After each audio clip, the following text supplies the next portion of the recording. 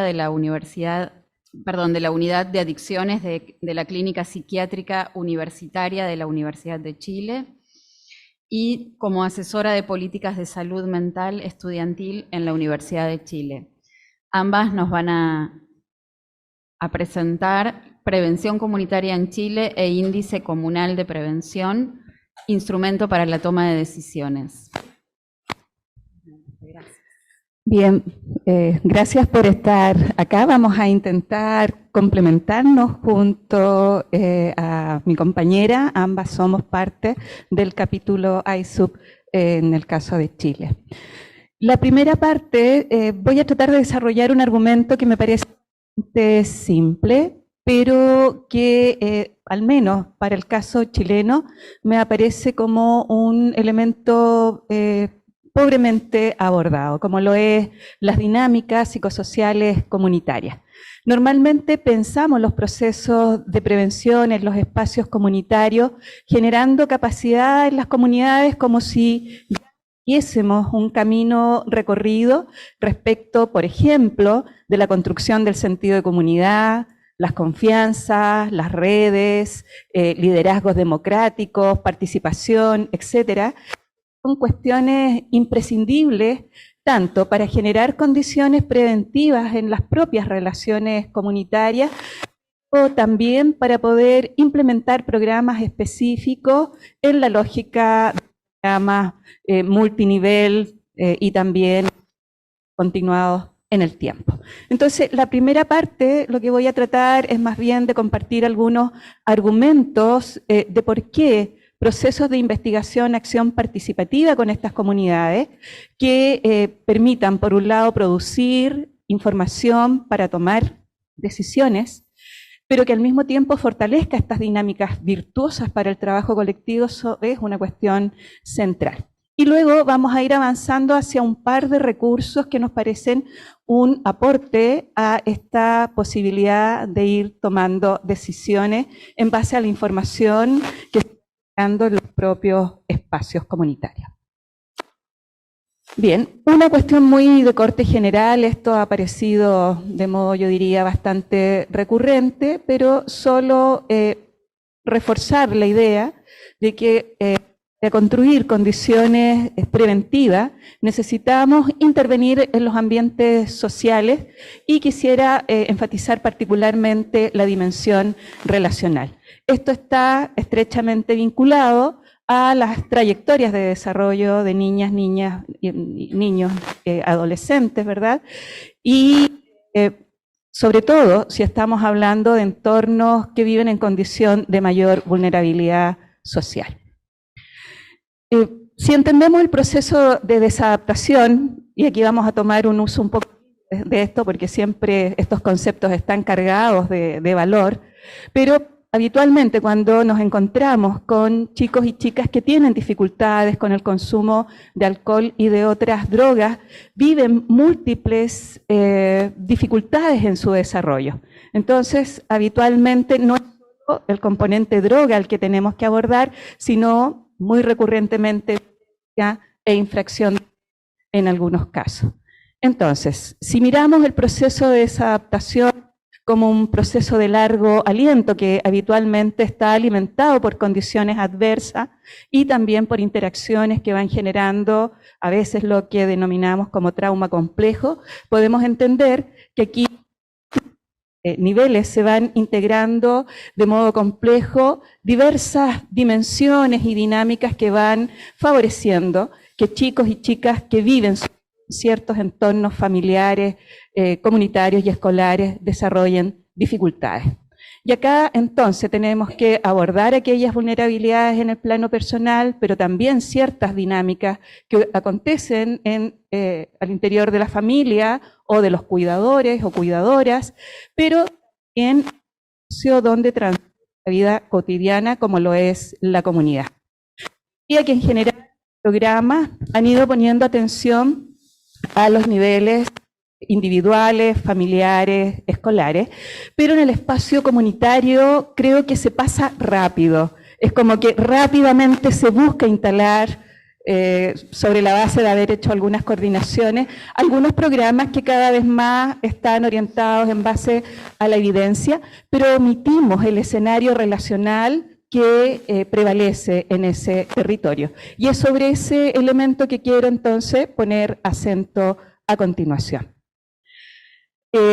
Cuando hablamos de un modelo para abordar los problemas psicosociales, aquí estamos hablando de modo bien de los procesos de desadaptación, hemos dicho tenemos que tener habilidades personales, pero también tenemos que atender a los sociales, relacionales que prevalecen en los distintos espacios en donde transcurre la vida de los chicos y chicas. Entonces, lo que voy a proponer a continuación es, para el efecto de poner nuestro foco todavía sobre el chico o la chica de distintas edades, el cómo vamos generando un escenario tanto de acompañamiento a sus propias dificultades de desarrollo, pero también cómo ayudamos a generar propicios en ese espacio comunitario.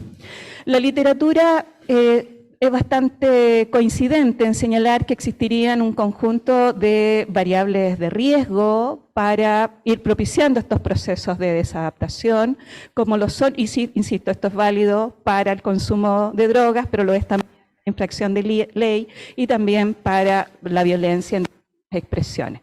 Por un lado se señala la fragmentación social, la existencia de conflictos, escasa participación, desorganización, la estigmatización barrial, el estigma que prevalece desde fuera al señalar un determinado sector como un sector peligroso, ejemplo, que esto también, por supuesto, ya es parte del estigma, se va incorporando como identidad social propia. También las normas comunitarias que son algunas de ellas contractuales o hay escasas normas que permitan regular la convivencia, es también un aspecto que afecta. Y por supuesto, la disponibilidad acceso a las drogas como factores de riesgo en general. Podemos imaginarnos entonces que en un territorio tenemos que afectar estas distintas dimensiones que son enunciadas como factores de riesgo y para ello tenemos que redensificar el campo de relaciones con una cierta cualidad, ¿no? En donde se vayan construyendo relaciones de confianza, relaciones de colaboración, la construcción o el avance hacia una identidad positiva, densificación del capital social, etc. También en la literatura, y no solo para este tema, sino para otro tipo de emprendimientos también, se ha desarrollado el concepto de eficacia comunitaria y su relación con el capital social, entendido el capital social como cierto tipo de relaciones de confianza, reciprocidad y con capacidad de trabajo en torno a determinados objetivos compartidos que van permitiendo que determinados recursos, ojalá lo más variado posible, puedan circular al interior de una comunidad. Entonces, este es un aspecto que distintos programas, sobre todo orientados a abordar la criminalidad, han tratado de apoyando, desarrollando, ¿no? Aquí la idea es que las redes tanto formales e informales se desarrollen, por supuesto, la confianza, la participación y que los vecinos, los distintos actores vayan avanzando hacia construir expectativas compartidas y que el nivel de recursos de distinta naturaleza también se pueda ver incrementado. Desde la psicología comunitaria se aporta un concepto que me parece vital para atender este entramado relacional que debemos ayudar de los territorios en donde se concentran problemas sociales, como lo es el consumo problemático de alcohol y otras drogas. Estos procesos de fortalecimiento comunitario son un proceso complejo en donde estos distintos componentes, no los voy a mencionar cada uno de ellos, se van favoreciendo de manera de aumentar esta capacidad comunitaria, la capacidad colectiva de trabajar en torno a determinadas metas. Pero lo que quisiera subrayar es que al tener un barrio, mayor capital social, mayor capacidad organizativa, una interfaz positiva con los gobiernos locales, con las autoridades, una identidad social favorable, que viva también procesos de empoderamiento, sentido de comunidad, todo ello debiera necesariamente aportar a generar un clima relacional mucho más positivo y que ayudaría, por supuesto, a controlar, a mediar y generar un clima más favorable para el desarrollo, sin, por supuesto, abandonar los otros niveles del sujeto, de la familia, de la escuela. Y nos parece, de acuerdo a la experiencia que hemos desarrollado, que procesos de fortalecimiento a la investigación, acción participativa, pueden tener mucho mayor éxito que otras rutas. Esto lo voy a omitir, solo señalar que para generar estos procesos de fortalecimiento comunitario, necesitamos contribuir en generar procesos participativos, de densificación de la organización, pero también tiene que ir acompañado de procesos que vayan favoreciendo la reflexión, la desnaturalización de ciertos procesos que culturalmente y también pensando en la sociedad dominante se favorecen, ¿no? Como por ejemplo el valor que se le adscribe al consumo de alcohol asociado a la hombría, por decir algún elemento, ¿no? En una dimensión territorial podríamos decir que necesitaríamos entonces hacer estos procesos de fortalecimiento, pero de modo complementario también favorecer una interfaz favorable con los gobiernos locales y con otros tipos de recursos que están siendo gestionados, administrados desde el nivel local o el nivel regional. Ya no me queda tiempo, solo enunciarles, si alguien luego tiene interés, que hemos desarrollado en estos procesos de fortalecimiento asociados a tratar de prevenir procesos de desadaptación, un conjunto de instrumentos, uno de ellos el inventario de recursos sociocomunitarios, que genera información en distintas dimensiones de los procesos de fortalecimiento, así como también en los factores de riesgo.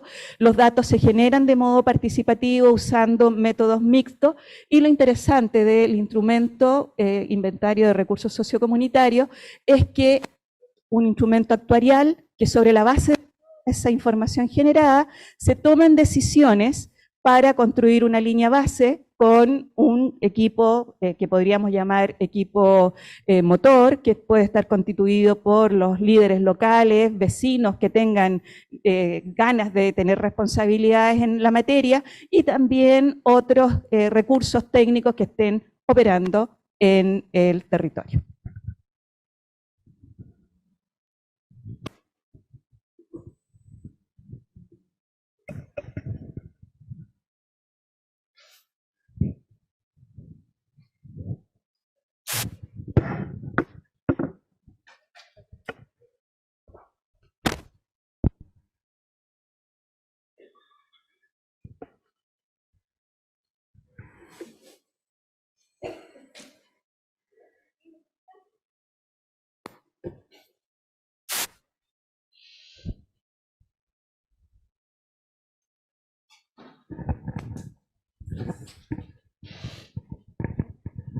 ¿Aló? Sí, ahora sí, ya. Muchas gracias. Se cambió un poco la configuración, pero se entiende la información. Bueno, ahora yo quisiera compartir, porque estamos haciendo un esfuerzo con Alba de ir trabajando de manera complementaria, proyectando un trabajo más a futuro. Yo quisiera mostrar la experiencia que hemos tenido desde otra investigación en el uso de algunos instrumentos que permiten recabar información de cómo está desarrollándose la prevención en la comunidad, pero poniendo el foco en el trabajo que realizan los líderes municipales, por decirlo de alguna manera, ¿ya? Esto se enmarca en un proyecto más grande, lo que voy a compartir hoy día se enmarca en un proyecto más grande de investigación, con fondos estatales, a cargo de un equipo al que yo pertenezco en la Universidad de Chile. En particular, lo que voy a mostrar, y que tiene como objetivo el proyecto grande, ha sido acompañar la implementación, es una investigación-acción, es el acompañamiento de la implementación de un modelo de prevención basado en la comunidad para jóvenes, que ha tenido algún grado de difusión, que se denomina modelo islandés.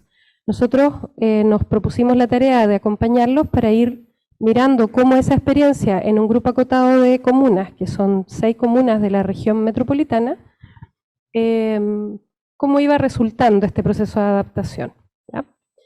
Lo que les voy a presentar es el ejercicio que hicimos en la aplicación de 2 instrumentos, que no son de creación propia, más bien los tradujimos, los adaptamos, hicimos un testeo de líderes, de expertos, de un panel de expertos y de líderes locales, y lo aplicamos en este proyecto piloto en una muestra intencionada, porque al año 2018, cuando comenzamos, solo eran 6 las comunas que estaban desarrollando este proyecto, y en un territorio que abarcaba alrededor de 1 millón de personas en la región metropolitana. Solo no voy a leer esta tabla, pero quiero mostrarles que son 6 municipios con una gran diversidad socioeconómica. En la columna del medio muestra el índice de prioridad social. Están ordenados de la más alta prioridad a la más baja, es decir, de la menor condición socioeconómica a la más alta, y a la derecha también la diferencia de presupuesto que cada municipio maneja. Para mostrar, en el fondo son 6 comunas muy diversas socioeconómicamente, algunas son urbanas, otras rurales, y pudimos hacer este ejercicio. Utilizamos 2 instrumentos. El primero, bueno, nosotros como proyecto de investigación, el modelo en el año 2018 no ofrecía instrumentos para la implementación planificada, estructurada o el monitoreo del desarrollo de las estrategias de prevención. Entonces empezamos a basarnos en los estándares de UNODC para la prevención. También sugerimos el uso del modelo del marco lógico para el diseño y así una serie de instrumentos. Finalmente avanzamos en la identificación de un instrumento, Alcohol Prevention Magnitude Measure, que lo que busca es como reunir en un solo indicador numérico las estrategias de prevención o las acciones, iniciativas de prevención presentes en el municipio. ¿Ya? Nos permite describir la estructura de prevención que está presente en el municipio, las actividades de prevención que se están haciendo, y posee 5 dimensiones, ¿ya? Que están aquí listadas: equipo y presupuesto, política municipal de prevención, cooperación con otros agentes de la comunidad, actores clave o departamentos municipales o agencias en el territorio, la distribución de autorizaciones para la venta de alcohol, de licencias de alcohol y la fiscalización, y finalmente las actividades preventivas. Todas estas dimensiones con el mismo peso en este indicador final numérico. Esta información se recoge a través de un formulario autorreportado. Luego, se desconfiguró mucho, pero qué lástima. Utilizamos otro instrumento. Partimos usando los estándares de UNODC para la prevención, pero luego hicimos como una especie de doble clic y encontramos estándares de calidad específicos para prevención de base comunitaria orientada a jóvenes. Tiene la misma lógica de los estándares de UNODC, que en el fondo aborda las normas y recomendaciones de mínima calidad para asegurar un buen desarrollo de la prevención, desde el diagnóstico, la evaluación inicial, hasta digamos, la implementación y la evaluación final. Estos estándares se dividen en 5 áreas, son 18 estándares, y se categorizan en, primero, evaluación de la situación, luego organizar un equipo y construir capacidad del equipo, planificar la iniciativa que sea lógica y sostenible, luego coordinar e implementar actividades basadas en evidencia en el territorio, y finalmente evaluar y revisar la iniciativa de prevención de acuerdo a los resultados obtenidos. ¿Okay? Voy a ir mostrando una parte de los resultados, o sea, los resultados que permite el tiempo, pero también finalmente más relevante. Sobre este instrumento del Alcohol Prevention Magnitude Measure, que nosotros hemos traducido como índice de prevención, hay una publicación en la Revista Internacional de Política de Drogas. Y aquí podemos ver el ejercicio que hicimos de aplicarlo el 2019 y el 2020. Cada líder de prevención municipal contestó este instrumento en estas distintas variables, ¿no es cierto? Equipo, política, actividades de prevención, licencias de alcoholes, etc. La columna blanca es el año 2019, la columna celeste el año 2020, el proyecto comenzó el 2018. Uno puede ver aquí solo como primera impresión que hay una amplia variabilidad de puntaje, por lo tanto, si no obtenemos con todos el mismo puntaje, ya el instrumento nos puede decir algo. Y en segundo lugar, si bien no hay diferencia significativa entre comunas en los puntajes, sí hay entre el 2018 y el 2019 y el 2020. Y vamos a mirar cuáles fueron esos cambios. En primer lugar, en cuanto a equipo y presupuesto, todas las comunas poseían más de 2 jornadas completas, la mayoría tenía un coordinador específico, algunos eran exclusivos, otros compartían otras responsabilidades dentro de su trabajo municipal. En el año 2020 el puntaje aumenta porque un porcentaje del financiamiento pasa al presupuesto total de la municipalidad de manera estable, no es todo, y eso hace que mejore en el fondo la estructura de prevención, va sumando puntos para la sostenibilidad de la iniciativa. En cuanto a cooperación articulada con agentes claves, uno puede observar que la mayoría de los municipios trabajan con autoridades municipales, con otras agencias estatales presentes en el territorio y también con organizaciones de la sociedad civil. Lo que se observó como mejora en el año 2020 fue que dos comunas comenzaron a trabajar con la industria privada, recreativa o de venta de alcohol, para trabajar en la línea de venta responsable de alcohol. En cuanto a actividades de prevención, las actividades más frecuentes son los programas de prevención dirigidos a padres, que también pudimos detectar que hay varias agencias haciendo lo mismo para la misma población objetivo. Una familia podía tener 3 ofertas distintas para participar en programas de habilidades parentales, lo que también era un input importante para la gestión municipal. También un trabajo activo en los medios de comunicación y actividades destinadas a jóvenes que estaban libres de alcohol y droga. Las menos frecuentes tenían que ver con la venta responsable de alcohol en la industria recreativa, en los restaurantes o pubs, y también en actividades específicas para hijos de padres con trastornos por consumo de sustancias. Eso no había. En cuanto a la política propiamente tal, al desarrollo de una política municipal, hubo mejoras en términos de que empezaron a establecer objetivos claros, medibles. Se planteó inicialmente un plan de implementación y seguimiento y algunos lograron este financiamiento reservado ya para las actividades de la política. Sin embargo, el elemento más débil y con el puntaje más bajo dice relación con los permisos y las patentes para la venta de alcohol. Lo que en nuestro país es bastante complejo porque hay muchos puntos de venta de alcohol por habitante. ¿Ya? Gracias. Voy. En cuanto a los estándares canadienses, es que nos dice cómo están haciendo esto. El índice de prevención nos dice qué es lo que están haciendo, pero no nos entrega información acerca de la calidad de eso que están haciendo. Entonces es muy interesante porque es información complementaria. En cuanto a la evaluación inicial de la situación, el modelo otorga una encuesta de diagnóstico, los municipios además se relacionan con otras fuentes de información, hay una clara comprensión de la situación del consumo de sustancias en nuestros niños, niñas y adolescentes. Hay una organización del equipo bastante variable, la estructura varía en cuanto a horas, responsabilidades, de quienes dependen administrativamente en la municipalidad. Si bien hay una oferta constante de capacitación, hay ciertas dificultades para establecerse como un equipo de trabajo a largo plazo. La mayoría no presenta una planificación sistemática de la iniciativa en base a una revisión de resultados y el foco está en realizar la mayor cantidad de acciones posibles, más que tener el tiempo para pensar acerca de la práctica y tomar decisiones en base a datos, por ejemplo. Preocupa la pertinencia y la calidad de las actividades que implementan. Existe un alto grado de colaboración entre equipos de prevención y distintas instancias comunitarias.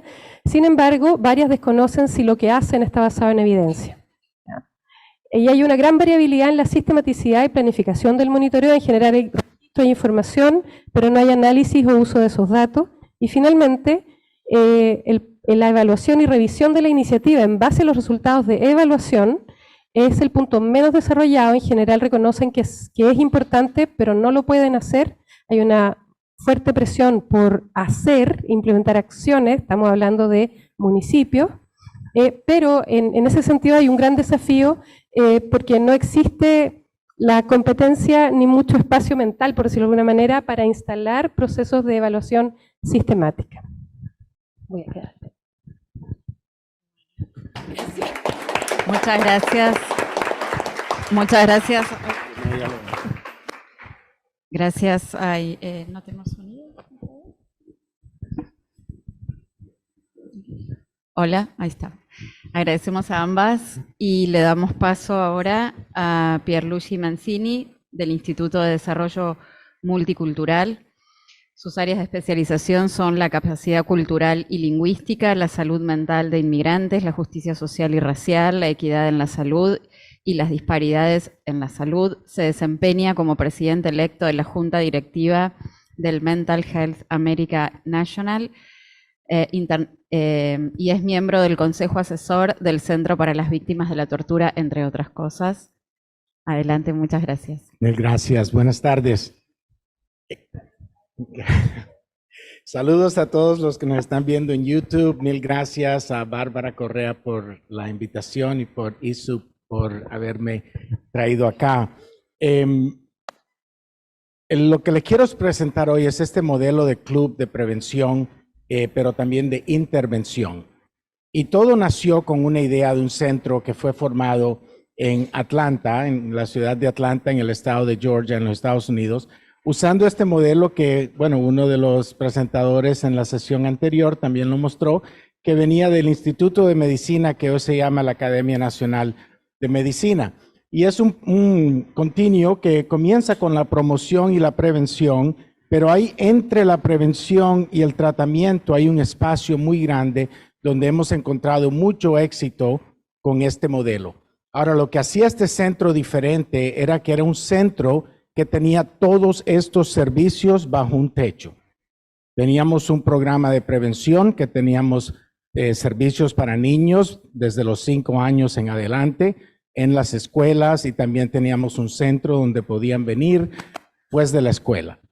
Teníamos el club de prevención de intervención que les voy a mostrar, y servicios de tratamiento para trastornos de abuso de consumo de sustancias, pero también trastornos de salud mental para niños comenzando a los 3 años hasta los adultos de tercera edad. Y también teníamos los programas después del tratamiento, los programas de apoyo, los programas de recuperación. Y todo lo teníamos en inglés, español y portugués. Aunque no aprendí portugués, pero lo teníamos en portugués. Y lo que salió muy bueno de esto era que era un programa que el ciclo fue muy interesante, porque los adultos que venían a los programas de tratamiento, al tratamiento clínico, a los servicios clínicos, los hijos de esos adultos entraban al programa de prevención y empezaban a aprender desde una edad temprana por qué las cosas en la casa se veían diferente. ¿Por qué papi actuaba así? ¿Por qué mami actuaba así? Y podían empezar a aprender. Lo mismo con los jóvenes de intervención. Y al mismo tiempo, los niños de prevención a veces llegaban a la casa, le decían, papi, ¿sabes lo que aprendí hoy? Que si te tomas tantas cervezas, vas a tener problemas con el hígado. O puedes desarrollar una enfermedad que se llama alcoholismo. Y en eso, adultos terminaban viniendo a querer hablar con un consejero, con un psicólogo sobre esos retos. Pero para mostrarles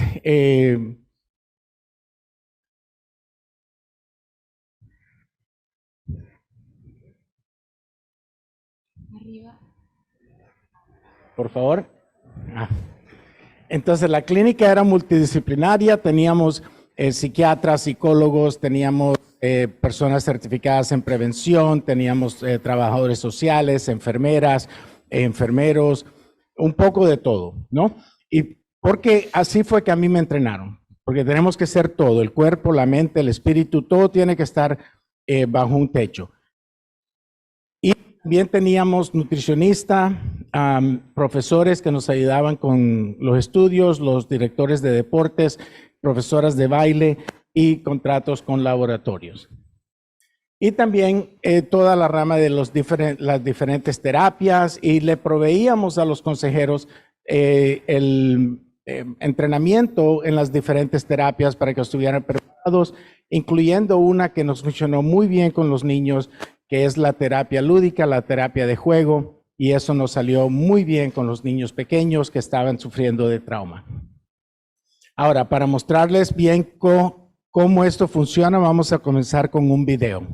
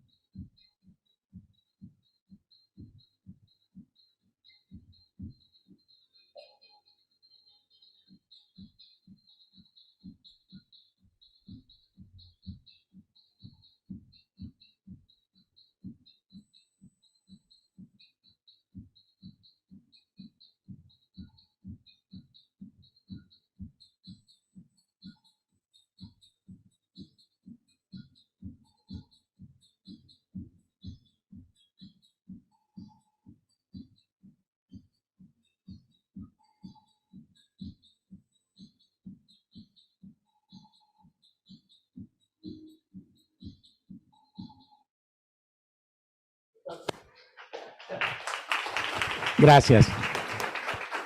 Entonces, ¿quién eran estos jóvenes? A nosotros nos enviaban los jóvenes de 13 a 17 años, los que nadie quería. Eran los jóvenes que estaban metiéndose en pandillas, que estaban fumando marihuana, que estaban bebiendo alcohol, que estaban peleando, tenían baja rendición escolar, los iban a sacar de la escuela. Ahora, desafortunadamente en los Estados Unidos, especialmente en Atlanta, todavía tenemos muchos retos de discriminación, o sea, teníamos que también luchar contra las personas que no querían que atendiéramos porque la escuela prefiere votar al estudiante. Pero nos empezaron a llegar los jóvenes. Y el lugar que vieron no fue como empezamos, ese es el producto final. Era una bodega vacía, sucia, el piso roto, no había nada. Entonces nos tocó empezar a limpiarla, a ver qué era lo que íbamos a hacer y a empezar a pedir ese apoyo comunitario. Y la comunidad respondió. Las guitarras, todos esos instrumentos, todos donados. El estudio, una estación de radio, pero también un estudio de grabación, todo donado. Si hay tiempo, hay otro video y ven el que lo donó. Mucho fue un cantante que vive en Atlanta, se llama Ludacris. No sé quién le gusta el rap. Ludacris, you got that, Becky? Entonces Ludacris nos regaló un poco de cosas, ¿no? Porque, ¿qué hacen? Ellos tienen estudios grandísimos y les sobra cosas, ¿no? Entonces nos dieron eso. Home Depot nos regaló el piso, nos regaló la pintura y los mismos jóvenes. ¿Y qué fue lo que sucedió con este programa? Jóvenes y familias, la familia siempre muy importante que tenían ese desafío. Entonces, ¿qué queríamos hacer? Enseñarles sobre el alcohol y las drogas, ayudarlos con la rendición escolar, disminuir la participación en el sistema judicial de jóvenes. Muchos de estos ya estaban en camino a las cárceles de jóvenes o ya habían estado. Aumentar la asistencia al rendimiento escolar, los problemas de comportamiento y la relación familiar. ¿Y cómo hacíamos eso? Primero que todo, todas las tardes los recogíamos en las escuelas. Los traíamos al club y le damos una merienda. Inmediatamente hacer tareas, porque sabíamos que el rendimiento escolar tenía que ser mejor y tenía que mejorar rápido. Todos los días hacían las tareas. Después, unos amigos que tenían un restaurante, les pedimos que nos ayudaran y venían y sacaban a los jóvenes al supermercado compraban la fruta, los vegetales y la carne, y el chef les enseñaba a cocinar. Todas las tardes se hacían su cena. Y después podían jugar. Como vieron, tenían pesas, tenían billar, tenían diferentes juegos. Sí, teníamos unos juegos de video, pero esa cajita solo se abría media hora todos los días. Solo media hora. Así que ninguno quería jugarla porque por media hora no hacían nada. Entonces se hacían este tipo de cosas. Uno de los jóvenes se había metido en problemas por pintar paredes. Es el graffiti. ¿Y qué sucedió? Le dijimos, píntenos esa pared, pero con mensajes positivos. ¿Y qué hizo? Un mural que magnífico, a todo el mundo le encantó. Y empezó a hacer otros murales. Y también le enseñábamos terapia ocupacional, porque cada vez que hacían algo bueno, terminaban las tareas, el examen de drogas era negativo, les dábamos en un premio, unos puntos, para unos viajes especiales o para materiales que necesitaban. ¿Y cómo conseguíamos el dinero? Con microempresas. O sea, ellos mismos, en el lado de la clínica, yo nunca quise tener maquinitas de Coca-Cola y de chocolate. Entonces, ¿qué hacían los niños? Los llevábamos a las tiendas de comprar al por mayor, cajas de agua y frutas. Y ponían una mesita en la clínica y todo era $1. Entonces, nosotros teníamos 150 pacientes al día que venían por esa clínica. Y compraban el agua, compraban la fruta. Y después les enseñábamos a los jóvenes cómo manejar el dinero. ¿Cuánto te gastaste? ¿Cuánto hay que poner en ahorros? ¿Cuánto fue la ganancia? Y les dábamos su ganancia. Uno pagaba el celular, el otro se compraba los zapatos. Empezaban a aprender, ¿no? Todas estas habilidades que les hacía falta. ¿Por qué? Porque la razón que nosotros descubrimos que ellos estaban peleando, usando drogas, estaban aburridos, no tenían guianza, llegaban a las casas con nadie, no había cena. Entonces era muy fácil para ellos escaparse en este otro mundo. Y el programa nos empezó a dar buenos resultados. ¿Cuánto tiempo tengo? 2 minutos. Bueno, entonces no vamos a ver pero sí quiero que vean el otro. ¿Cómo? Bueno, es que quiero que vean el otro video. Los premios, estos niños, cuando yo me gradué del bachillerato, todas las clases antes de la mía habían vendido suficientes donuts para un viaje a Washington. En mi clase no queríamos ir a Washington. Vendimos suficientes donuts y nos fuimos a Acapulco, ¿no? Entonces a los niños les dimos la misma cosa. Si ustedes ganan suficientes puntos, estas son las opciones. Y los llevábamos a los estudios Universal en Orlando, a la playa, a los museos, a lugares que nunca habían estado expuestos. Y ellos mismos se los merecieron. Y la última cosa que fue de lo que más placer me dio, es que les enseñábamos a cómo ellos pueden cambiar el mundo. A los jóvenes de intervención, esto de 13 a 17, les dimos un reto, que si podían escribir un comercial, un servicio público para niños de no beber alcohol antes de los 21 años. Y este fue el resultado.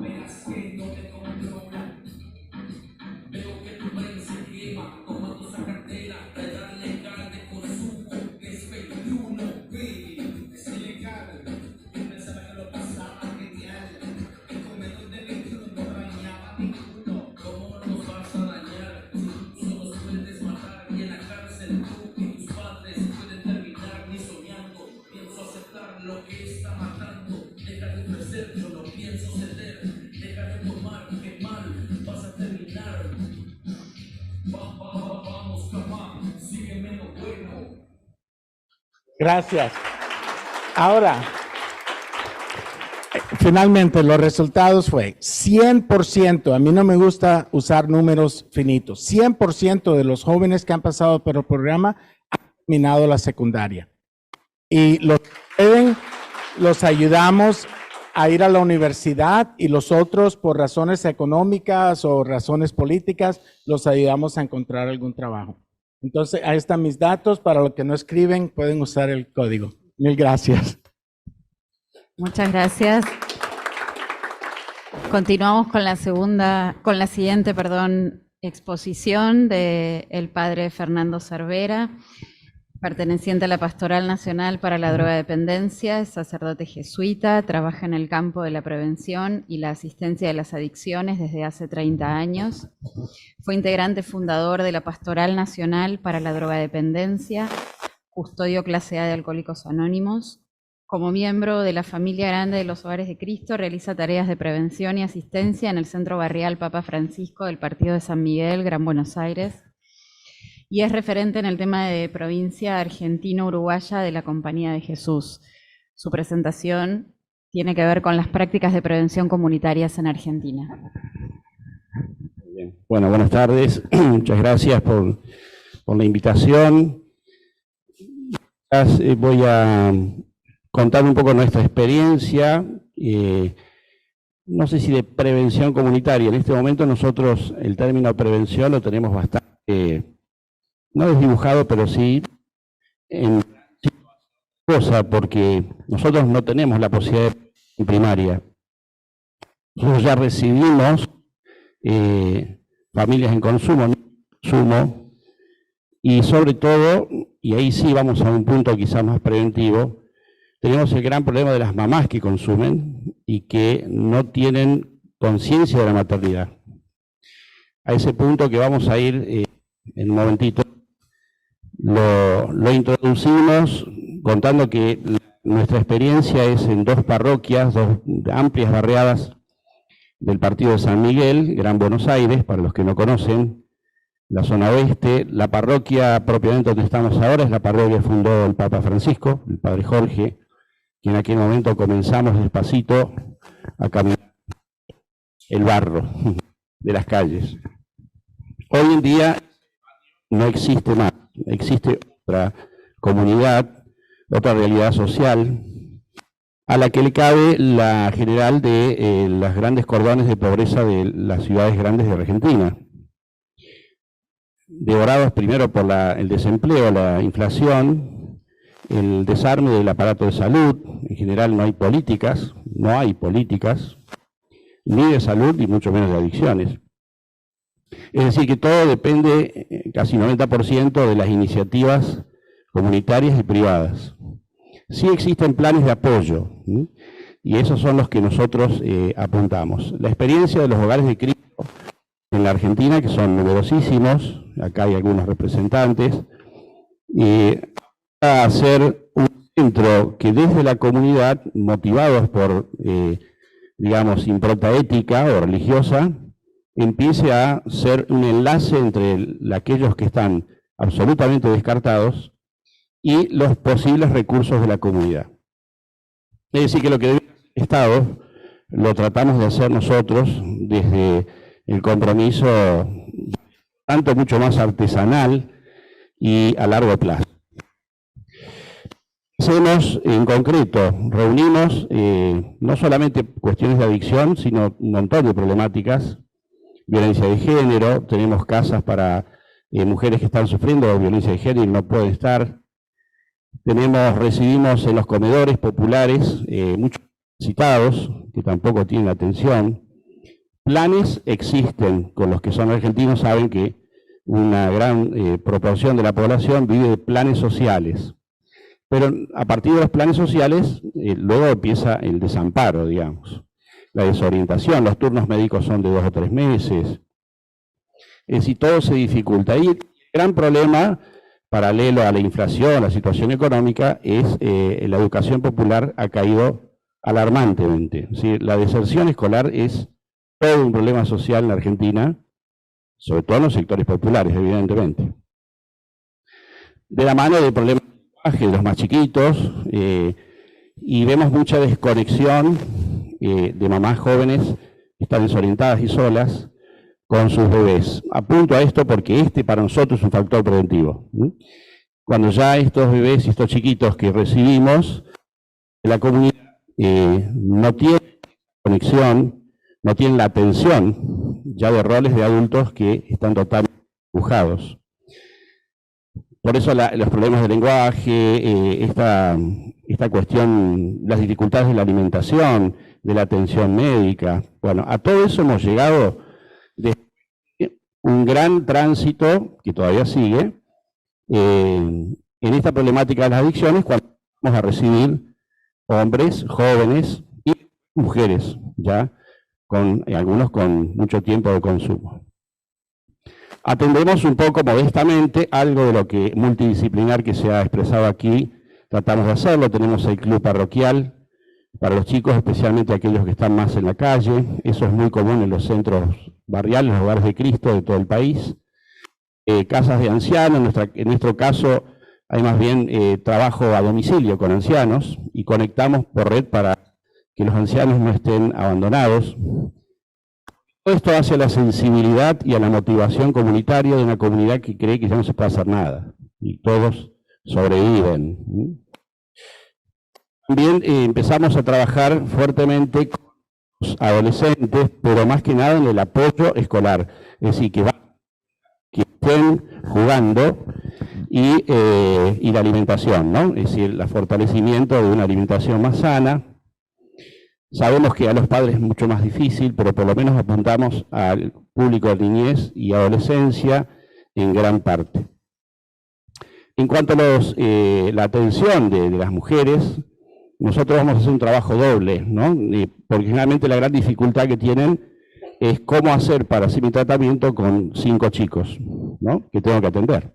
Algunos de ellos bebés, y entonces venga con todos los chicos, y nosotros tratamos de hacer el espacio lúdico de atención y ir creciendo en la posibilidad de ofrecer talleres, ofrecer grupos para mujeres, sobre todo por el tema no solo consumo, sino violencia.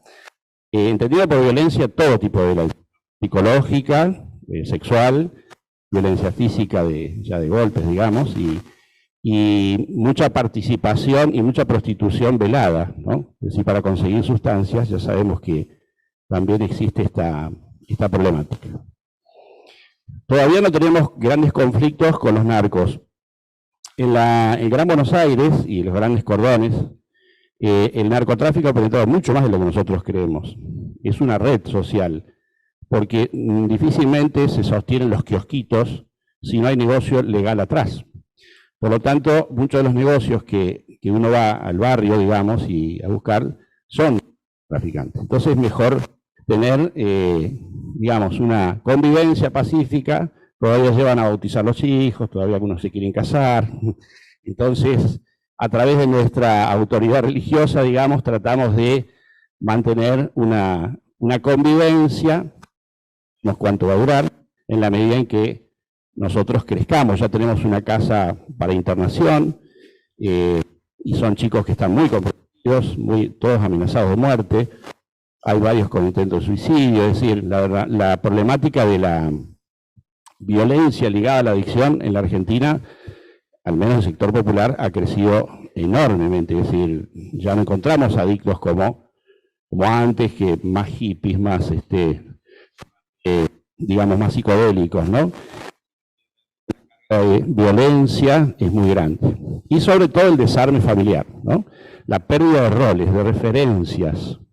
Estos centros barriales, estos hogares de Cristo, están funcionando como gran familia, gran tribu, gran clan, diría yo, de mucha gente que ya no tiene referencias familiares. Porque además el padre vende, o ya se murió, la madre también vende, o están muy distanciados unos de otros. Familiares es realmente importante en cuanto a pensar límites, ley, subjetividad, conexión y problemas afectivos. Va a haber un desamparo, hay un desarme, hay una sensación, digamos, de pánico permanente cuando cada uno de estos chicos se tiene que enfrentar no solo a sus problemas personales, sino a todos los problemas. ¿Qué hago después, no? ¿Cómo hago para valerme en la vida? Bueno, y ahí empezamos con pequeños talleres, más que para que aprendan un oficio, para que empiecen a tener confianza en sí mismos, para que empiecen a tener la posibilidad de enfrentarse a la realidad, no solo para buscar el sustento, si es que lo pueden lograr, sino para saber que pueden salir a la calle. Comenzamos siempre con el pequeño regalito, más bien hacer algo desde la carpintería o herrería para tu hijo. Hacer un regalo a tu hijo, hacer un regalo al pequeño que hace mucho que no lo ves y con el cual quizás nunca tuviste muchas posibilidades de muestra afectiva. Y bueno, como sabemos, muchos de estos adictos, por no decir la mayoría, tienen un mundo emocional bastante estancado, digamos, en su infancia, así que están como los chicos, ¿no? Un poco lo que se veía acá, trata de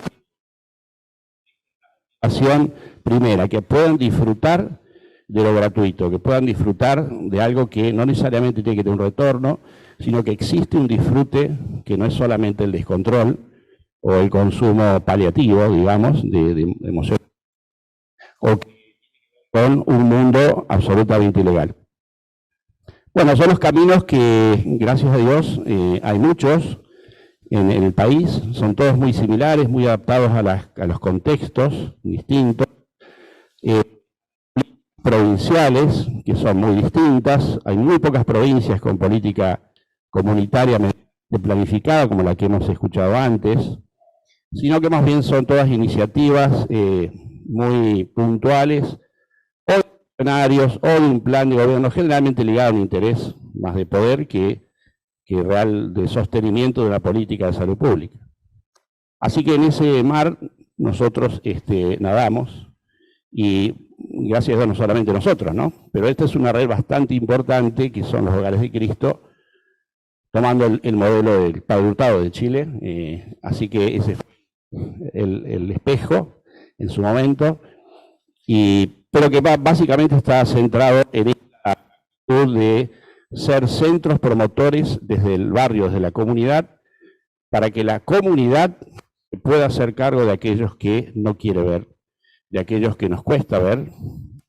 Dense cuenta que es muy difícil acercarse y ayudar a aquel que ya me robó, ¿no? Aquel que ya cometió actos violentos entre mis vecinos. Así que es todo un desafío.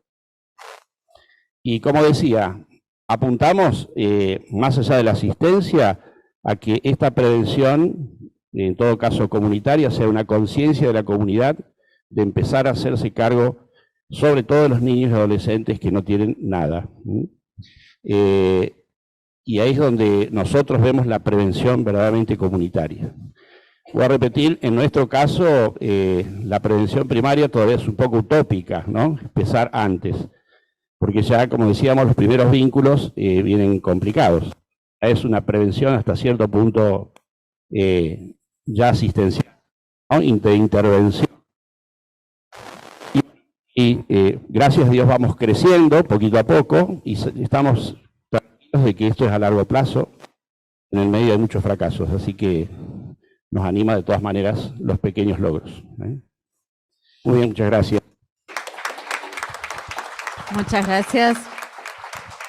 Continuamos entonces la mesa con la presentación de Francisco Jiménez, que es doctor en Filosofía por la Universidad Católica de Asunción, Paraguay. Es director general académico de la Escuela de Gobierno y Políticas Públicas Norberto Bobbio, miembro investigador de la Facultad de Ciencias, Tecnologías y Artes de la Universidad Nacional de Pilar en Paraguay, y nos va a contar sobre la formación de la fuerza laboral en prevención y tratamiento en Paraguay. Gracias. Muchas gracias. Buenas tardes a los y las colegas que están presentes, tanto los de la mesa como los del auditorio. Antes de hablar de la formación de la fuerza laboral en prevención, tratamiento y recuperación del uso de sustancias psicoactivas, un desafío pendiente en Paraguay. Bueno, quiero decirle que Paraguay es un país sui generis por dos razones. La primera, que tiene que ver con la cocina, con la gastronomía. El único país donde la sopa es sólida. es dura, la sopa paraguaya. Imposible convencerle al paraguayo que la sopa paraguaya es una tarta de maíz, ¿no? Es sopa, ¿no? Entonces, esa identidad al mismo tiempo nos diferencia del resto de los países, ¿no? Y la otra tiene que ver con una cuestión, si se quiere, antropolingüística, ¿no? Y está vinculado con el idioma, con la lengua, el guaraní. Somos el único país del mundo donde el 60% de la población habla un idioma nativo sin ser nativos, que es el guaraní. Del 40% restante, 25%, digamos, comprende cuando se le habla en guaraní. Es decir, estamos hablando digamos, de un 85% de la población que entiende, comprende el guaraní, de los cuales 60 habla. ¿Sí? Obviamente, ese contexto no es un dato menor de la fuerza, digamos, de la fuerza laboral. Además, otro dato que considero relevante tiene que ver con la estructura poblacional. En el último estudio sobre la política de drogas, nos hablaba de que 1 millón de los 7.500.000 estimativamente de la población paraguaya, hablamos de estimaciones, porque hace más de 10 años, digamos que no tenemos un censo poblacional, por lo tanto la estimación es 7.500.000 habitantes. En el último estudio sobre política de drogas hablaba de que de la cantidad poblacional de Paraguay, 1 millón son adolescentes, de los cuales a esto hay que sumar 2 millones que son jóvenes, la franja etaria, que en términos de juventud en Paraguay se considera es de 15 a 29 años.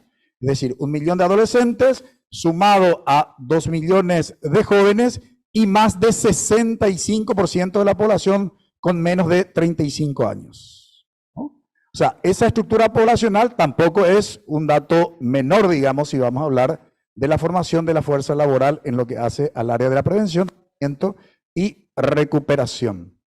Y otro dato, que tampoco es menor, es que el último estudio que estuvo liderando UNICEF en Paraguay, en términos del sistema educativo nacional, 457.000 niños, niñas y adolescentes están excluidos del sistema educativo. Es decir, estamos hablando de edades de riesgo, ¿verdad? Pero 457.000. Por eso, finalmente, se me ocurrió titular un desafío pendiente en el Paraguay considerando estos datos. Pero a todo lo mencionado quiero señalar algunas cuestiones puntuales, tratando de administrar al máximo el tiempo asignado. A ver si yo tengo mejor suerte que los demás con esto.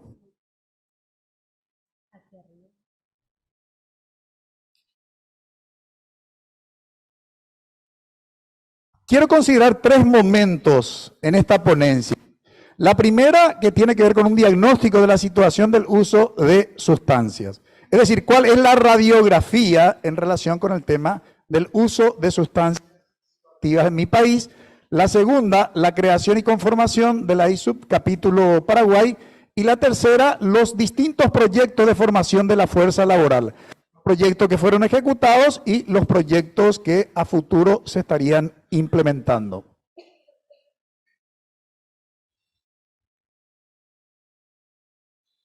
El diagnóstico de la situación del uso de sustancias. En estos últimos años, según las evaluaciones, aumentaron los usuarios y por supuesto no somos la excepción en Paraguay en relación con el tema del alcohol, ¿no? Que sigue teniendo una prevalencia el consumo del alcohol. Hoy compartía con nosotros esta mañana nuestra ministra de la Secretaría Nacional Antidrogas el último estudio al que yo había, que en este caso pasa a ser el último estudio, hablaba de que ha bajado la edad precisamente de los usuarios de 14 a 12. La ministra de la Secretaría Nacional Antidrogas de Paraguay hoy decía que eso ha bajado a 11 años, según un estudio liderado precisamente por dicha secretaría. Por tanto, aumentaron los usuarios.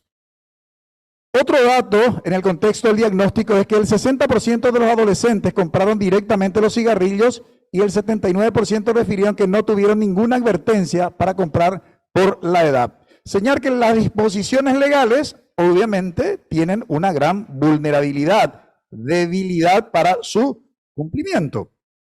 En el caso del cigarrillo, en Paraguay, digamos, la disposición legal habla de una mayoría de edad tanto para el cigarrillo como para el alcohol de 20 años. Ahí hay dos criterios para la mayoría de edad, según nuestra disposición legal, ¿no?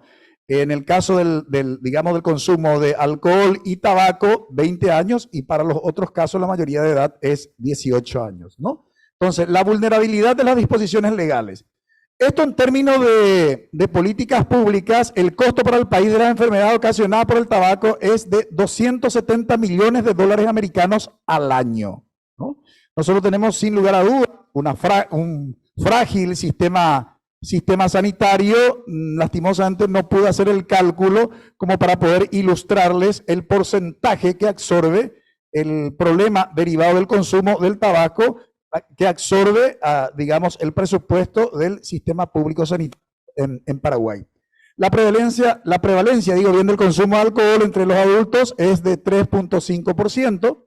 Las drogas ilícitas de mayor consumo son la marihuana, la cocaína, clorhidrato y la cocaína fumable. Y el 24% de los adolescentes señalaron que hay drogas en la institución donde estudian. Imagínense, 1 de cada 4 reconoce que efectivamente, y estos son estudios de digamos que se consideraron para la elaboración de la Política Nacional de Drogas, que comprende los años 2017-2022. Probablemente, o los datos, no hubo ninguna política que se implementó y que pudiera, en alguna medida, representar alguna esperanza como para reducir esto. Por tanto, estimamos nosotros que probablemente estos datos fueron para arriba, ¿no?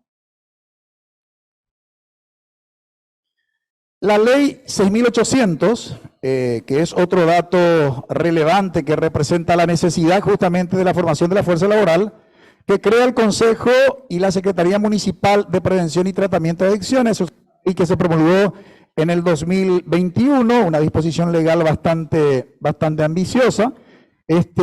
Digamos, esta ley, quiero referirme simplemente en términos de técnica legislativa a 4 de sus artículos. Lo primero, que tiene que ver con el objeto de la ley.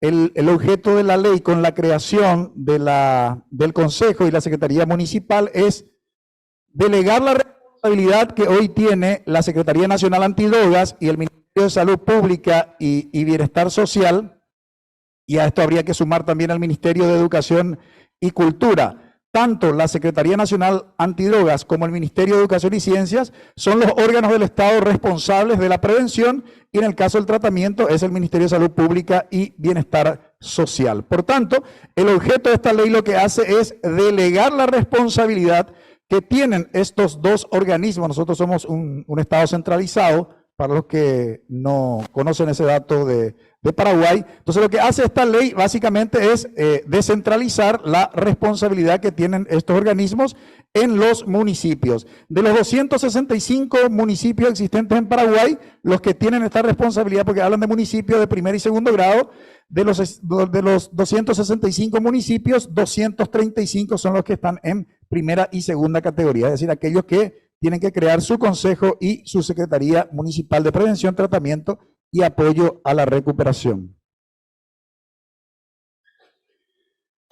El segundo tema del que quería ocuparme es la conformación justamente de la IPSU Capítulo Paraguay. Ahí están los miembros, somos en total 17, aquí solamente ustedes pueden visualizar a 15, porque 2 no pudieron participar del lanzamiento por fuerza mayor. Tenemos ahí incluso también la presencia de la ministra de la Secretaría Nacional Antidrogas. Bueno, nos acompañó obviamente en el lanzamiento Andrea. Estuvo también el representante de la Embajada de los Estados Unidos de América en Paraguay, Jeremy Presto, encargado de asuntos políticos. A ver si me estoy olvidando. Está también, a ver quién más está. Y luego ya son todos los miembros del directorio. Reitero, el directorio en Paraguay está conformado por 17 miembros. Su organización, en términos de cargo de responsabilidad, creó un consejo ejecutivo con la figura de presidencia, vicepresidencia y secretaría.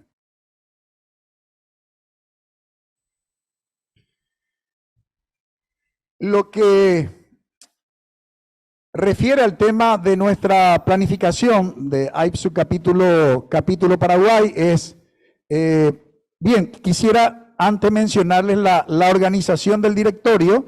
Está organizado por coordinaciones, tenemos 6 coordinaciones, la primera tiene que ver con comunicación, la segunda con prevención, la tercera tratamiento, la cuarta apoyo a la recuperación, la quinta alternativa al encarcelamiento y la sexta coordinación es investigación académica, ¿no? En ese contexto nos hemos propuesto como metas la recolección de documentos de programas de prevención existentes a nivel país, Ministerio de Educación y Ciencia, Ministerio de Salud Pública y Bienestar Social, Observatorio Paraguayo de Drogas, la segunda definición de línea de investigación de punta, basada en objetivos de desarrollo, el Plan de Desarrollo 2030, que es un plan estratégico a nivel país, y áreas priorizadas por el Consejo Nacional de Ciencia y Tecnología.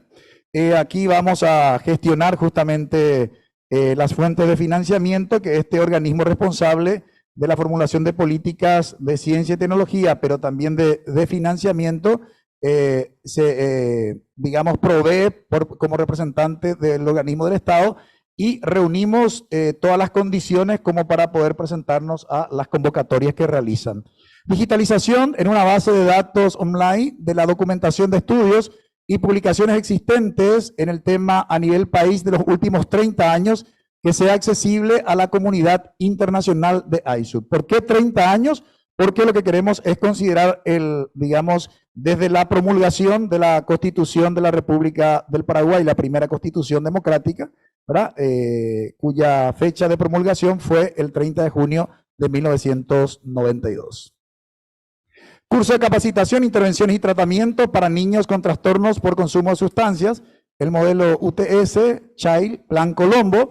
Quinto, foro, alternativas al encarcelamiento, encuesta a los participantes del foro sobre TTD, línea basal. Y la sexta, webinar sobre inclusión social como abordaje en el proceso a la recuperación de personas usuarias de sustancias psicoactivas, respetando sus derechos y su realidad.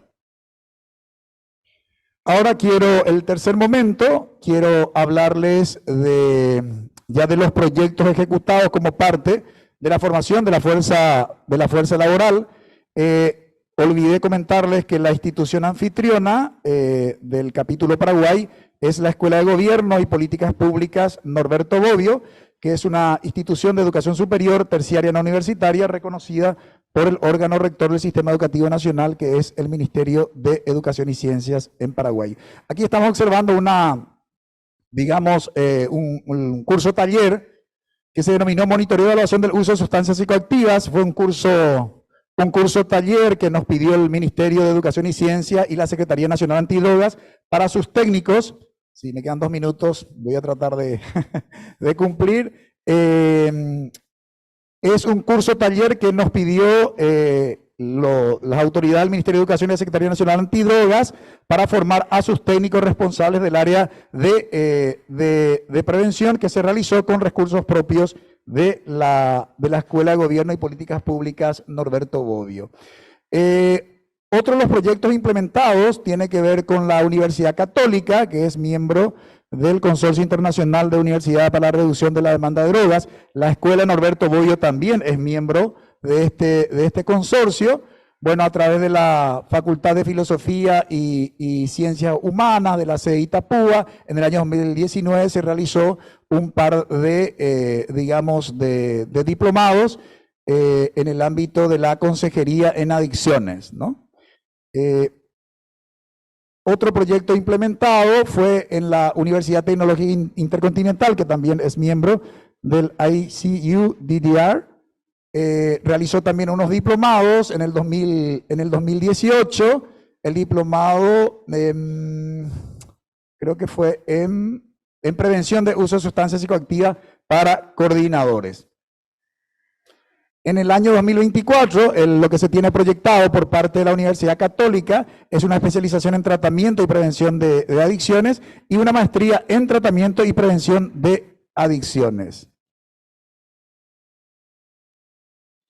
Para ir terminando, tenemos también un curso taller en prevención de adicciones en el ámbito municipal conforme con los delineamientos de la ley 6.800 de la Escuela de Gobierno y Políticas Públicas Norberto Bobbio. Es un pedido explícito de las municipalidades de Paraguay, porque tienen que conformar, la ley es imperativa en cualquier parte del mundo, ahora tienen que conformar su consejo y su secretaría, y el problema tiene que ver con la formación de recursos humanos. La Escuela de Gobierno Norberto Bobbio asumió la responsabilidad, diseñó el curso, tiene aprobado el curso, ahora está firmando un convenio con la organización paraguaya intermunicipal, que es el organismo gubernamental que nuclea a todas las municipalidades, y estamos cerrando con ellos un convenio para la formación justamente de la fuerza laboral para que pongan en marcha la ley 6.800. Luego tenemos una tecnicatura que vamos a estar lanzando. El inicio sería en julio 26 o 28, ¿era María Asunción el lanzamiento? ¿20? 21 de julio. Una tecnicatura que representa una gran innovación. Estoy terminando. Una gran innovación porque esta tecnicatura superior en prevención del uso de sustancias psicoactivas combina el currículum universal de prevención con las habilidades socioemocionales de Lions Quest, ¿no? Que, digamos, es una metodología de habilidades socioemocionales para que se aplique a conductas de riesgo. Está suficientemente comprobada conforme a ciertos estándares de calidad internacional, y es una tecnicatura que hace esa combinación. Por otro lado, la otra innovación de esta tecnicatura es que vamos a construir un nuevo paradigma pedagógico, un nuevo modelo pedagógico en el sentido de, digamos, de una sólida formación teórica, el saber combinado con el saber hacer, y diciendo saber hacer nos referimos a las prácticas basadas en estándares de calidad para poder actuar una vez egresado de esta tecnicatura en los distintos ámbitos, en el ámbito de la prevención, sea esto ámbito escolar, familiar, comunitario o laboral. Para terminar, sí, termino. Y el curso taller en tratamiento de las adicciones, que está diseñado para el mes de agosto. También hay una tecnicatura superior en tratamiento de las adicciones para la cohorte 2024-2026. Y nada, muchas gracias por su atención. Muchas gracias. Continuamos entonces con la siguiente presentación de Samuel Betiol, director de Relaciones Institucionales de ISAP Brasil, FreeMind Brasil, licenciado en Administración de Empresas, especialista en comunicación digital, especialista en prevención del consumo de drogas, certificado por el programa INEP y por el curso de prevención de drogas en escuelas y comunidades dictados por el Instituto UTRIP, y su presentación es Proyecto Piloto de Prevención en Campinas, resultados obtenidos y próximos pasos. Gracias. Gracias. Buenas tardes a todos. ¿Están cansados? ¿Cómo están? ¿Están bien? Lembrando que tenemos al final del día el show de tango. Entonces, fiquei sabendo que vamos a aprender a danzar también. Entonces, precisamos de energía. Bueno, antes de comenzar la presentación, yo quería agradecer a algunas personas que con toda certeza estão lá no Brasil assistindo. São pessoas que nos ajudaram muito, nos ajudam no dia a dia de tudo que estamos fazendo. Então, Gisele, Gabriele, Camila e, claro, nosso presidente Paulo Martelli, que não pode estar aqui. Muito obrigado por estar conosco e fazer de tudo isto possível. Então, sou Samuel Betiol, de Brasil, da ISAP, e hoje vou apresentar um pouco do projeto piloto de prevenção na cidade de Campinas. A gente sempre inicia esta apresentação com a história do sonho que temos em fazer um projeto piloto de prevenção que pudesse trazer indicadores. Como todos sabem, o Brasil se peca em relação à quantidade de indicadores para a prevenção. Então, o que queremos fazer é fazer isso no município, no local do município, E temos a certeza que o resultado que temos em las pesquisas, a investigação que vamos mostrar para vocês, são investigações que se repelem a todos os outros países, a todas as outras pessoas, algo muito parecido com o que aconteceu. Nossa missão em Brasil é ajudar pessoas a ajudar mais pessoas. E escolhemos a cidade de Campinas porque temos uma relação muito grande com o prefeito, com Dário Saad, alcalde, que é médico e saberia muito sobre como fazer prevenção, queria muito fazer em seu município isto. Alguns objetivos do projeto, então, criar uma série de indicadores para medir as intervenções que aplicamos, medimos todo isto antes, temos resultados das medições e também depois, no final, todo isto baseado em evidência científica e os resultados queremos fazer uma publicação científica para que qual é o objetivo de tudo isso, para que as políticas públicas possam ser modificadas, para que as pessoas comecem a olhar a prevenção como uma prioridade. A metodologia baseada em 3 fundamentos, então iniciamos com a investigação, depois com a capacitação e comunicação, as campanhas de meios. O período disto foi de 2022 e 2023. Como é um projeto piloto, o período planeado no início era de 6 meses, mas como fomos aprendendo e mudando tudo isso, já estamos entrando no segundo ano do projeto. Então tudo se muda, tudo se aprende e tudo se vai se ajustando para isso. Campinas é uma cidade de 1,2 milhões de habitantes e qual é o objetivo do projeto? Treinar ao menos 2 pessoas de cada uma das unidades de serviço nas áreas de saúde, educação, assistência social, seguridade e gestão. Ao todo, são 900 pessoas que foram treinadas em nossos cursos. E essas são as secretarias que mais estavam indicadas a ser algo diferente para o uso de substância, para os problemas causados pelo uso de substância. Aqui as encuestas, como funcionou a investigação, como hacemos isto, vamos mostrar para vocês cada uma das investigações. Então, as investigações de antes, que são uma investigação quantitativa com a população para saber o que eles acham sobre o risco de uso de drogas com os adolescentes. Uma encuesta para medir o conhecimento e as crenças das pessoas que participaram dos treinamentos. E a terceira, LOCI, é uma encuesta quantitativa para grupos focais para medir nossa campanha de mídia, que também vamos apresentar a vocês, como seria apresentado a eles para ver se estava funcionando ou não. Todo isto foi feito junto em parceria com o Centro de São Paulo, a Universidade de São Paulo e a Previna. Então, 4 formações diferentes com vários cursos, todo isto baseado em evidência científica. Então, talleres de prevenção nas escolas, nas comunidades, ciência da prevenção, prevenção nas famílias e meios. E também os congressos que temos uma vez ao ano, os participantes tendo presentes em todo isto. Alguns dos resultados da encuesta de opinião quantitativa com a população. Hacemos uma pesquisa de campo com aproximadamente 609 pessoas entrevistas. Dessas 16 perguntas acerca de habilidades parentais, habilidade dos padres, 6 perguntas sobre a percepção do consumo de drogas, 6 perguntas sobre a relação entre drogas entre os adolescentes. Uma metodologia presencial, 14 ou mais anos, em Campinas, e se levou a cabo isto em 5 a 9 de maio de 2022. Não vou entrar em todos os dados da pesquisa, vou mostrar algumas coisas, o que é mais relevante para a nossa apresentação. Então, 2 em cada 10 encostados têm filhos entre 10 e 19 anos.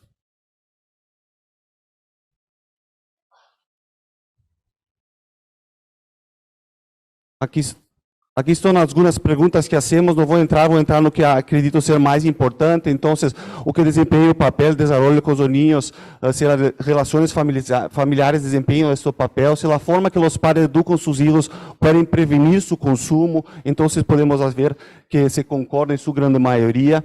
É importante que os pais sabem onde ou com quem os filhos adolescentes estão. Então, a grande maioria acha importante saber onde estão. Sabe onde ou quem o filho adolescente está, também sempre é a formação. Eu gostaria de fazer uma pergunta para vocês. Se a resposta for sim, peço que lo ergue a mão. Quem aqui acredita que o uso de álcool pode trazer riscos a los adolescentes? Quem aqui acredita que o uso de álcool pode trazer risco a los adolescentes? A grande maioria. Então, o uso de álcool nos traz risco para os adolescentes, certo? Então, nós sabemos que é extremamente peligroso, muito peligroso o uso de álcool.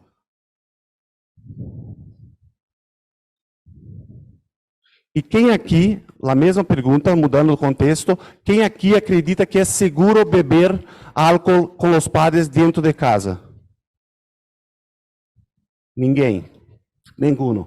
Vejam só a nossa pesquisa. Temos muitos números de concordam, se um adolescente beber antes, apenas em festas, não afetará em seu desenvolvimento. Então, isso leva a cabo, quando lemos isso que estás apresentado acá. Então, os resultados da aprovação geral do subgrupo de padres e adolescentes, alguns dados que nos chamaram a atenção. O primeiro, en tu relatório geral existe a crença que as famílias são importantes para o desenvolvimento de los niños, pero isso não está de todo claro quando se trata do tema de educar para prevenir de drogas. Não está tão claro isto. Para o poder geral, está clara a importância que os padres sepam onde seus filhos estão. Pero a 34% do grupo de padres e adolescentes dizem que não praticam saber onde estão. Então, é importante saber onde estão, mas eu não pratico. Precisamos mudar algo.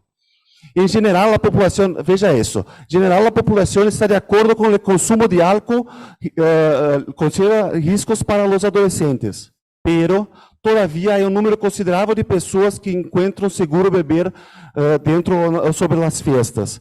Que tão peligroso é o álcool se eu posso beber dentro da minha casa? Então, há uma equivalência e percebemos que precisamos fazer algo para esses padres, que entendam as habilidades que precisamos desenvolver para que eles possam melhorar essas percepções. E as campanhas vão fazer isso. Algumas percepções que tivemos, então, os padres querem saber que habilidades de criança são importantes, lo querem isso, não sabem quais são, querem desenvolver isto. Os padres pensam que o álcool não é tão perigoso. Eu acredito que em todo lugar não é tão perigoso. Os padres pensam que beber com seus filhos em casa está bem. Então, esta é uma pesquisa que fazemos com as pessoas que realizaram os cursos de prevenção que foram mencionados. Então, a pesquisa se testou o conhecimento no campo de ciência de prevenção, as crenças de alta eficácia para o uso de intervenções baseadas em evidência e as crenças normativas de percepção de risco.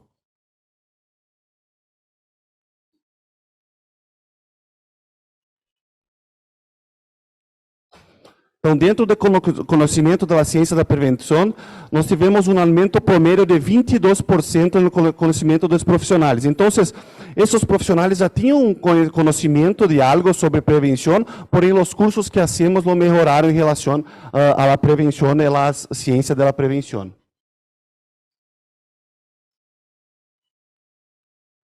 Crenças de alta eficácia. Então, houve um aumento de 47% na confiança dos participantes para colocar em prática algum treinamento, algum curso, algum programa de prevenção em suas cidades. Então, eles saíram do conhecimento básico de prevenção, começaram a adquirir um conhecimento daquilo que funciona. Não se acredita que em todo o país é isto, mas em Brasil se hace muito aquilo que não funciona em prevenção, dentro das escolas, dentro das comunidades, se hace muito errado ainda, muito. Então, o curso trouxe a informação daquilo que funciona, daquilo que deve ser modificado e como deve ser modificado.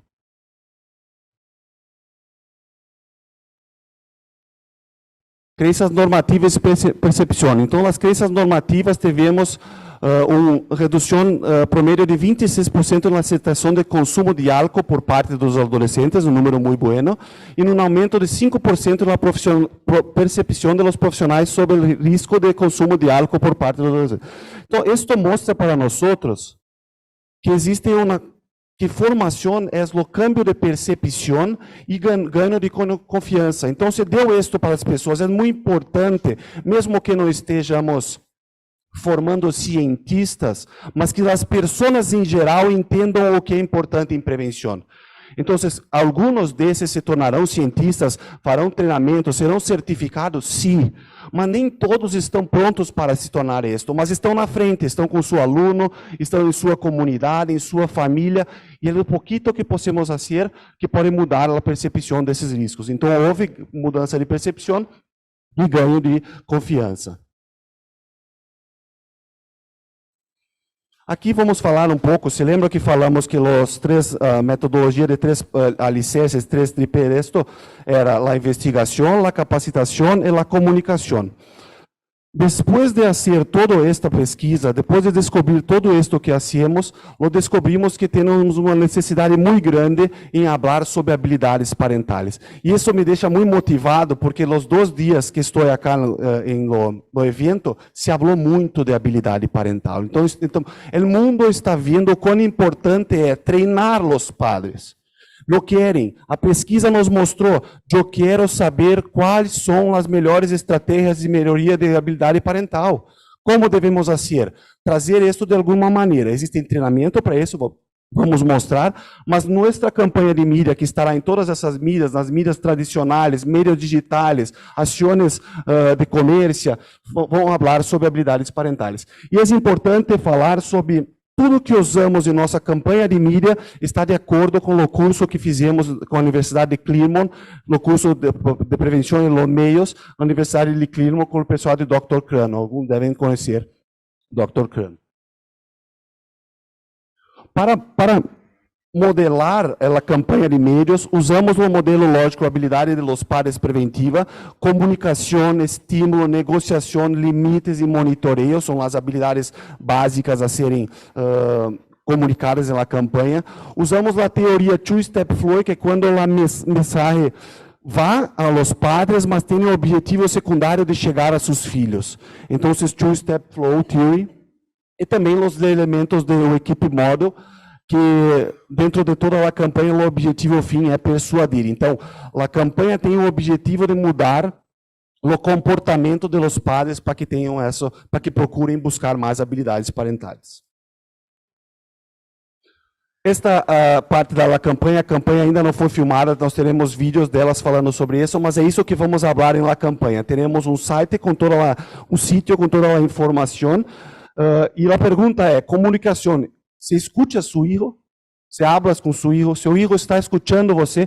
Porque muitas vezes nós falamos com nossos filhos, eles estão de fone de ouvido, não nos escutam, não estão sabendo nem nada. Então, seu filho presta atenção naquilo que você está fazendo. O seguimento, você está presente na vida de seu filho. Negociação, se você negocia com seu filho. Então, se você quer isto, eu vou te pedir isto. A negociação. E também os limites. E todos os materiais que vamos criar na campanha de prevenção. É importante falar que a campanha de prevenção que o Brasil irá fazer será feita em 3 línguas: português, espanhol e inglês. Todo isto para que qualquer pessoa possa usar isto em seus países. Então, distribuiremos isso para todos. Estamos em tempo, Samuel. Estamos em tempo. Vou acabar. São as próximas ações, então se falou muito acá também sobre, não era só fazer treinamento, não era só jogar a informação e deixar as pessoas decidir.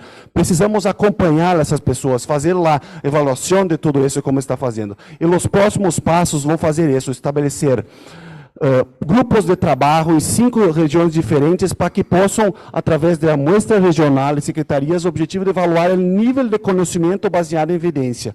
Todos os grupos serão monitorados pelo WhatsApp Brasil e FreeMind. Disponibilizar novos cursos internacionais de prevenção de forma híbrida, em vivo e assíncronos online. Falar sobre as habilidades parentais. De novo, curso disto. Vamos treinar os padres a saber como falar sobre isto.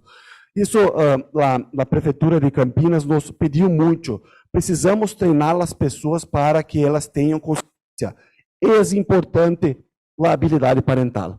Ciência da prevenção, comunidades, famílias, escolas, taller de formação e prevenção de jovens, capacitação para a aplicação do programa GBG. Então, as pessoas iniciaram a conhecer prevenção, ciência da prevenção, já estão sabendo como funciona, agora elas querem aplicar o programa.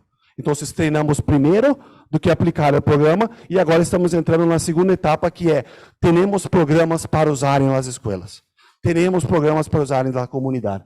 E a aplicação do programa do Dr. Bartô.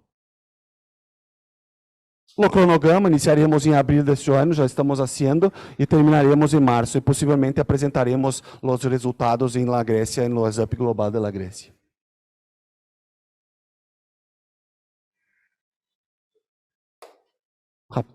Desculpa, 2 minutos. Os resultados, rapidamente, os resultados da publicação científica, como falei, nível municipal, a comunicação com a prefeitura, nível federal, junto ao governo federal do Brasil, e nível internacional é o que estamos fazendo. Hicimos ano passado em Abu Dhabi uma apresentação, é a mesma apresentação, só que com os dados novos, então teremos mais dados, e teremos certeza que no ano de 2024 teremos mais informação ainda para isso. Nossa gratidão a todos os órgãos internacionais que têm nos ajudado bastante. E foi isso, gracias. Bueno, muchas gracias. Y continuamos con la exposición de Juliana Mejía, de AISUB Colombia, de la Corporación Nuevos Rumbos, quien es trabajadora social, magíster en antropología y candidata a doctora en salud pública de la Universidad de Maastricht, Países Bajos. Actualmente trabaja con la Corporación Nuevos Rumbos como directora de prevención y ha sido responsable de la implementación de varios proyectos en Colombia y en otros países de América Latina, como México, Chile y Brasil. Su presentación es Prevención en Colombia, avances y desafíos. Gracias. Gracias, muchas gracias. Buenas tardes. Bueno, me complace presentarles en este cortísimo tiempo, porque sé que los últimos tenemos un poquito menos de tiempo, los avances y desafíos de la prevención en Colombia, que tenemos precisamente el capítulo AISUB Colombia. Y simplemente quiero comentarles un poco del contexto del consumo de drogas, aunque yo sé que en algunos paneles se ha tocado algo de eso, pero para mencionarles, por ejemplo, Colombia tiene uno de los consumos más altos de menores de edad en alcohol. De hecho, ocupa el segundo lugar, pero pegadito de Argentina, que de hecho es el primer país. En población general no somos los que más tomamos, pero sí somos de los más problemáticos en el consumo de sustancias, específicamente de alcohol. Y como ya también lo mencionaron, tenemos un consumo relativamente medio de otras sustancias psicoactivas. No somos los que más tenemos en el continente, pero tampoco somos los más bajos, a pesar de ser país productor de muchísimas sustancias, especialmente cocaína. Pero para darles el panorama general, el alcohol se ha mantenido estable a lo largo, en todo el territorio nacional a lo largo de los años, obviamente con un incremento, pero relativamente estable. Ha habido un consumo, un aumento del consumo de sustancias psicoactivas ilícitas, de otras sustancias en general, al igual que también ha habido un incremento de nuevas sustancias psicoactivas, que también eso es algo común en otros países del continente y del mundo en general, y también, como ha sido la tendencia en el mundo, una disminución del consumo de cigarrillo y tabaco. Sin embargo, también hemos visto un aumento, y creo que también en otras partes, de vapeadores y cigarrillos electrónicos, que incluso amenaza con ser prácticamente la sustancia de inicio del consumo de sustancias psicoactivas, por lo rápido que ha cambiado esta situación y porque cada vez es, en muy poco tiempo, cada vez es menor la edad de inicio de estos dispositivos electrónicos. También tenemos dentro de las políticas que rigen obviamente el abordaje del consumo de sustancias y el tratamiento. En este momento, la política integral de atención y prevención del consumo de sustancias es una política del Ministerio de Salud que próximamente seguramente va a ser modificada, porque igual pues tenemos un nuevo gobierno que está obviamente trabajando en eso, pero más o menos digamos que esto es lo que ahora nos rige. Hay otros planes también, por ejemplo, desde el Ministerio de Justicia, de cambiar también la política, que antes era Ruta Futuro, pero pues digamos que está haciendo también un cambio incluso fuerte en el enfoque, que es un reto también que se convierte para nosotros como capítulo nacional y para todos los actores que intervenimos en este proceso. Pero bueno, pues digamos que eso es lo que tenemos en este momento y con eso tenemos que trabajar. Las tres instituciones que hacemos parte del capítulo nacional de ISUP Colombia somos tres organizaciones que hemos tenido, digamos que un recorrido largo en prevención, pero también en investigación del consumo de drogas en el país. De hecho, simplemente voy a comentarles algo que hemos hecho en las tres organizaciones para que ustedes también se hagan una idea de quiénes son o quiénes somos esas personas que estamos en este momento con el capítulo ISUP Colombia. De hecho, la Corporación Nuevo Rumbo, simplemente para mostrarles un ejemplo, tenemos dos programas. Uno de ellos es IBEM, Intervención Breve Basada en Entrevista Motivacional, que tiene varias evaluaciones de eficacia, de efectividad, no solamente en Colombia, sino también en otros países de la región, especialmente también en México. Hemos atendido aproximadamente 20.000 estudiantes, comenzamos en el 2013, y las evaluaciones también de proceso que hemos hecho a lo largo de este tiempo nos dan cuenta de cambios que se han tenido que hacer, que están documentados allí. Obviamente la idea no es que lean la letra pequeña, sino simplemente para informarles que esas son algunas de las publicaciones que tenemos.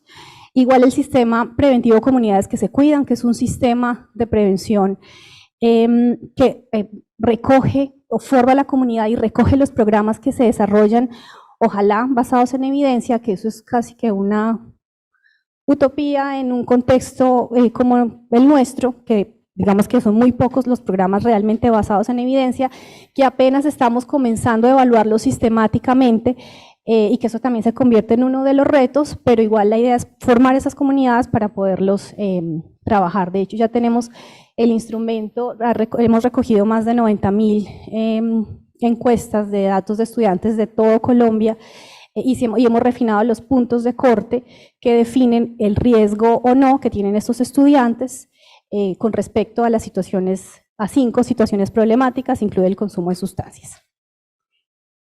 La Corporación Surgir es una organización de muchísimos años, de gran trayectoria en Colombia, especialmente en la ciudad de Medellín, que tiene 2 programas específicos, Yo Mi Vida y Retomemos, uno principalmente para población de primaria, el segundo para población de secundaria, y lo que hace es trabajar en 3 frentes principales: los docentes, la escuela como tal, los estudiantes y las familias. Entonces la idea es fortalecer los factores protectores, disminuir un poco los factores de riesgo a través de estos programas específicos con estos actores concretos. Y la Universidad Nacional de Colombia es la universidad pues más grande del país y más reconocida también a nivel nacional. Lleva a cabo principalmente 3 programas que los desarrolla en escuelas, pero también en universidades. Lleva más de 20 años de implementación de estos programas, con también todas las publicaciones de las evaluaciones que han hecho y del seguimiento que se ha hecho también a estos procesos.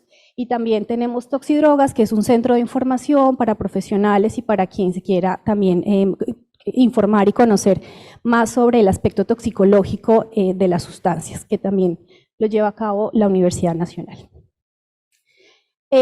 Bueno, ya con esta indicación de quiénes son estas organizaciones, de quiénes somos las organizaciones que conformamos el capítulo ISUP Colombia, pues les contamos que, como también todos saben, porque también recibimos muchas felicitaciones, videos, etcétera, de bienvenida, en diciembre del año pasado nos conformamos como capítulo. La organización anfitriona es la Corporación Nuevos Rumbos, pero digamos que las otras 2, en realidad todas las organizaciones tenemos una gran trayectoria, no solamente en prevención, que ese era como uno de los puntos importantes, sino también en investigación.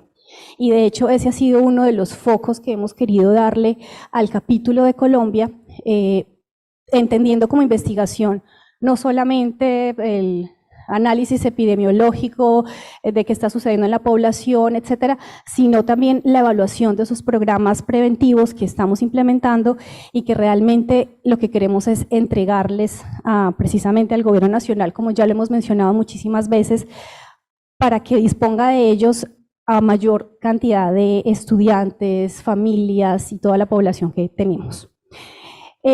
Nosotros entonces tenemos un desafío, varios desafíos como capítulo, ya he ido mencionando algunos, pero principalmente, y por eso también digo que ese es uno de los pilares que tiene o que va a tener realmente ISUP Colombia, y es la investigación, principalmente basada en la evaluación de programas preventivos, para poder contrarrestar un poco lo que siempre hemos escuchado. O sea, esto obviamente no es nuevo, que la gente no va a la comunidad y dice, sí, es muy bueno el programa, le gusta mucho a los padres, lo acogen muy bien los estudiantes, nos encanta, nos gusta mucho, está lindo escucharlos y pasar de eso que es como bonito a realmente saber si funciona con datos. O sea, es decir, eso que yo estoy trabajando apunta al comportamiento que yo quiero cambiar, realmente disminuye el consumo de sustancias, realmente disminuye los factores de riesgo, aumenta factores de protección, y ese es nuestro principal reto y ese es el que queremos asumir como capítulo nacional. Para eso nosotros tenemos un plan de trabajo.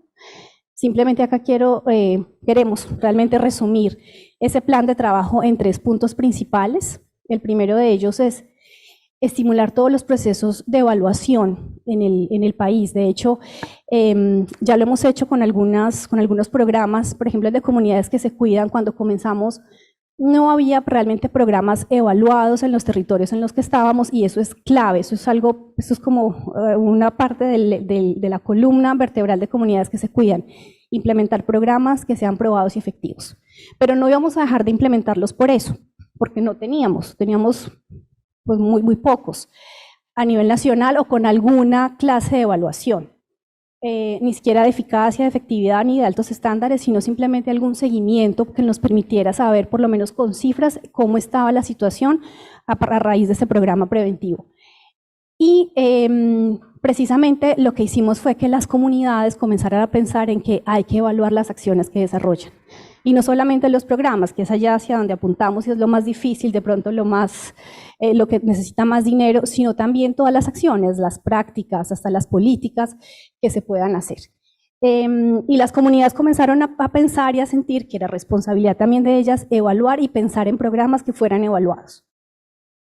El segundo punto es aportar al desarrollo de estrategias preventivas, pero también de estrategias de tratamiento, estrategias de reducción de daños cuando aplique, que realmente nosotros creemos que con menores de edad realmente no es posible hacer reducción de daños, así algunas organizaciones, por ejemplo, del país que son muy fuertes, lo digan y crean que eso es algo súper importante. Nosotros creemos que sí es muy importante esa reducción de daños con ciertos grupos etarios,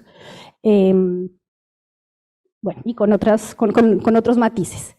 Y por último, fortalecer vínculos internacionales en América Latina, en todos los países donde está ISUP, pero yo a esto también le añadiría establecer y fortalecer los vínculos también nacionales.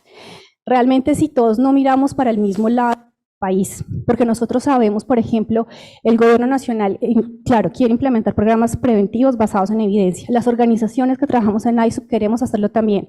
Y cuando avanzamos Bogotá posiblemente encontremos muchos, en Medellín, Cali, de pronto algunas ciudades principales, pero cuando vamos a un territorio más pequeño, una ciudad capital, pero más pequeña, no lo hace. Entonces creo que ese es un reto que nosotros tenemos en este momento como ISUP y es llegar a muchos más territorios, es difundir muchísimo más esa información y para eso pues realmente solo queda pues unirnos desde ministerios de salud, de justicia, las organizaciones que trabajan también en conjunto con esto, pues para llegar a ese final y a ese objetivo final y poder cerrar un poco más esa brecha de la percepción y de la idea de hacer prevención simplemente basado en buenas intenciones a hacer prevención con algo que funciona. Y esa prevención con algo que funciona incluye muchas veces decir, este programa que evalué, que trabajé muchísimos años, no está funcionando y hay que modificarlo, cambiarlo o eliminarlo.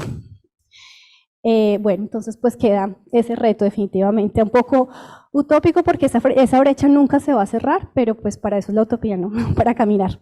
Muchísimas gracias.